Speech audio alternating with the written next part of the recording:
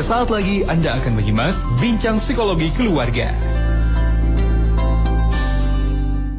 Segmen ketiga, sahabat MK, terima kasih Anda masih bersama kami dalam program Inspirasi Pagi. Di pagi hari ini kita masih akan lanjutkan perbincangan kita masih terkait dengan manajemen gadget.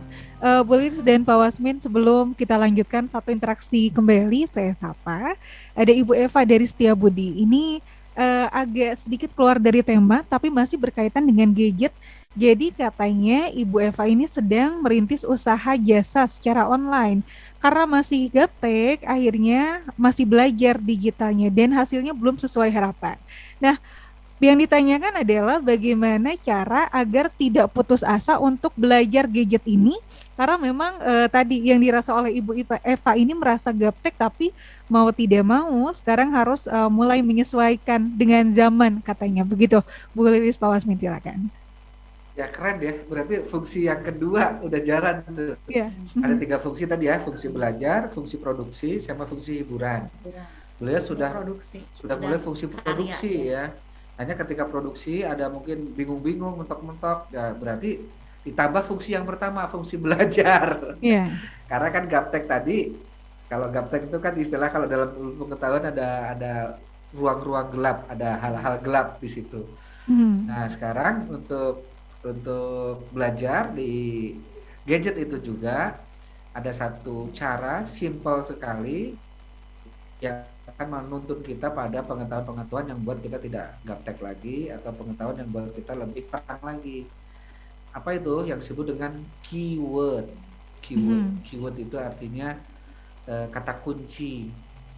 Kalau kita keywordnya pas gitu, makanya untuk kadang-kadang gimana sih cara keyword supaya kita tertuntun untuk masuk ke video-video atau ke alamat-alamat yang bisa memberi penerangan yang kita butuhkan. Nah, ini memang butuh jawabannya, butuh jam terbang juga kadang-kadang. Iya, butuh pengetahuan. Butuh pengetahuan gitu. Kalau mencari apa kemarin, mencari apa kemarin itu, apa keywordnya gitu, masih ingat nggak kemarin Mencari apa? Kemarin bingung nyari apa itu, keywordnya apa gitu, masih ingat nggak? Mahasiswa.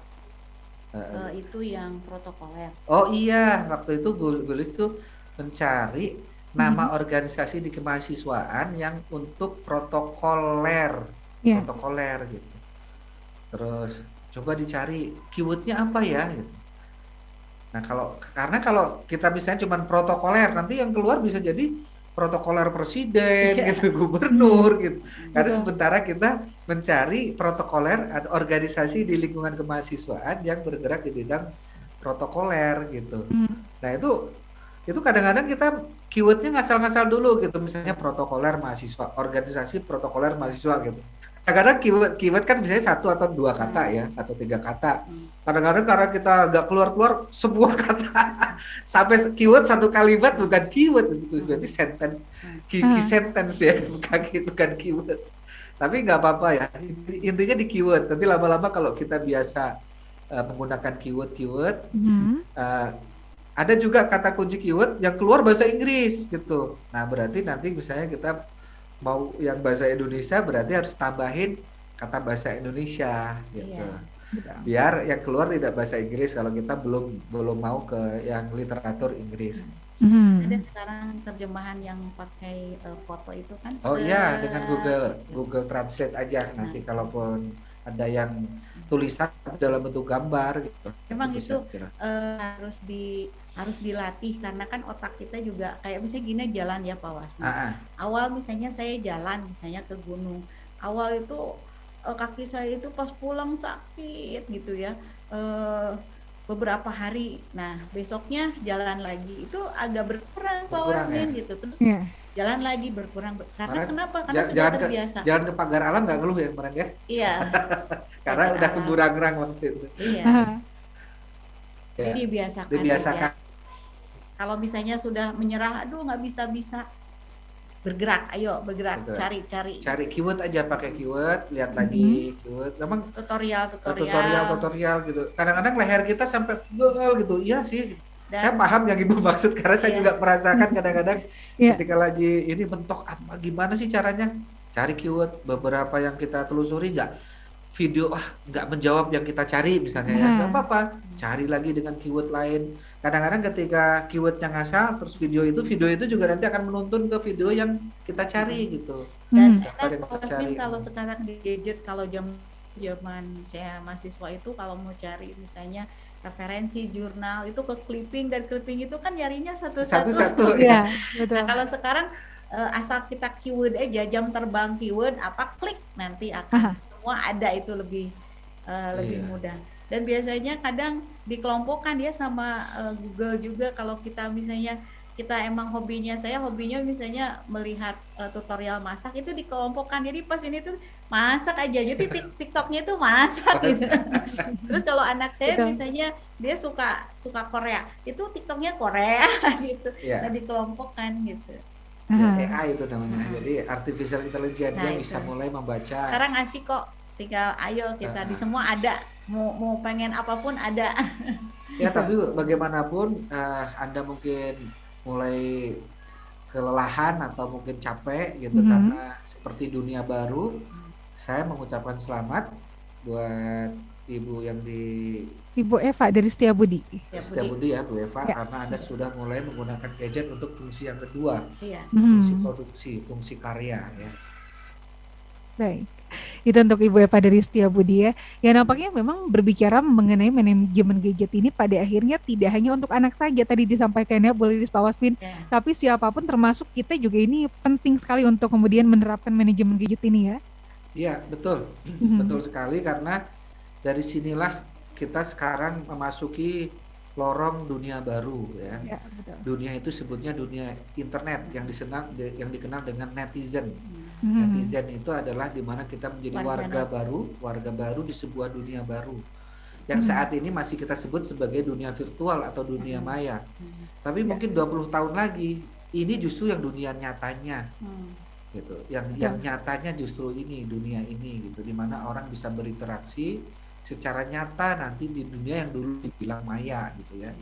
Kenapa secara nyata? Ya karena nanti akan lahir sebuah alat-alat bantu tambahan yang bisa merasakan sensasi berdekatan, sensasi sentuhan gitu ya. Ya nanti jangan dibayangkan nanti kita akan kayak gini terus, Teh Sarah gitu ya. Betul.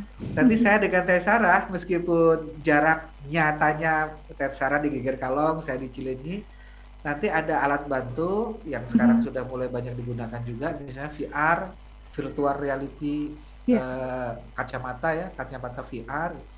Jadi nanti Teh Sarah akan terlihat nyata sekali di depan saya seperti sedang berhadapan-hadapan gitu.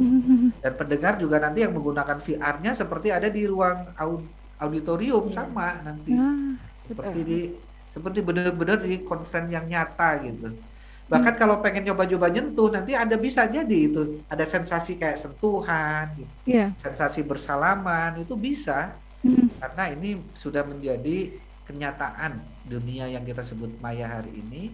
20 tahun yang akan datang ini menjadi dunia nyata. Sampai kemarin teman ada yang SMS ketika WA dia tentang berita Norwegia menjadi negara pertama kematian mobil bensin. Jadi mobil bensin mengalami kematian atau menjadi 0% di Norwegia karena tingkat penjualan mobil bensin udah turun di bawah 10%, bahkan 1% kalau nggak salah. Sementara penjualan mobil listrik sudah meningkat tajam sekali di sana. Diperkirakan tahun 2002 sudah 100% mobil listrik di Norwegia. Tiba-tiba dia ngirim SMS ke saya. Ada berita yang mengatakan bahwa kalau kita bisa hidup bertahan 15 tahun sampai 20 tahun lagi saja, itu akan bisa mendobelkan harapan hidup kita.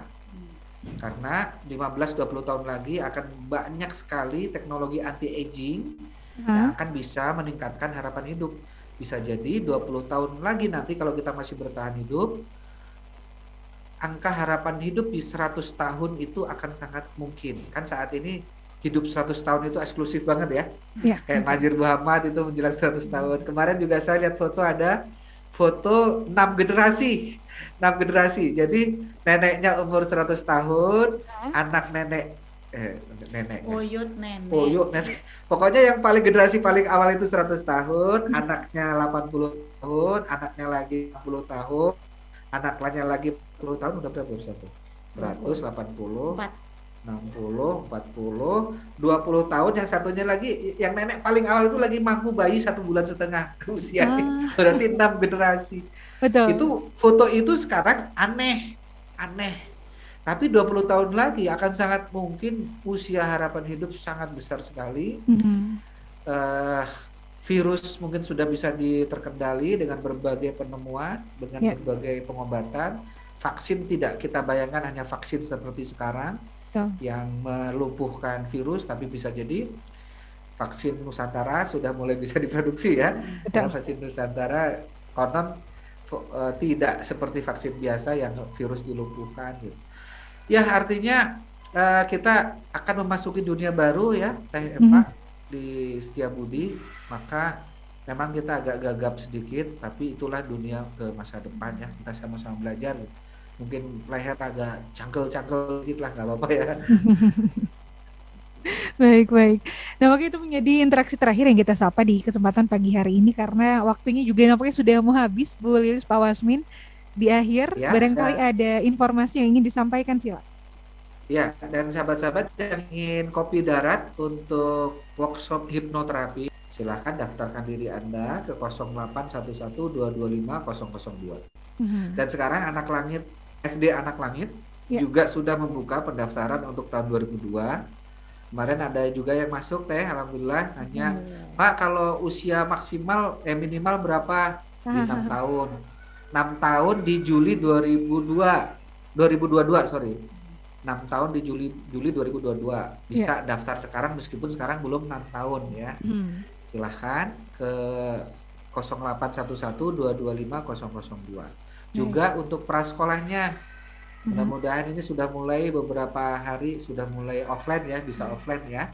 Silahkan yang mau daftar di prasekolah Anak Langit, baik playgroup maupun TK, termasuk yang ingin menitipkan anak daycare di Anak Langit juga bisa ke 0811225002. Kita ketemu lagi minggu depan dengan tema yang berbeda ya. Terima kasih. Alhamdulillah. Terima kasih banyak Bu Lilis dan Pak Wasmin. Selamat untuk beraktivitas kembali di hari Selasa ini. Sehat selalu. Salam untuk keluarga. Wassalamualaikum warahmatullahi wabarakatuh. Waalaikumsalam warahmatullahi wabarakatuh.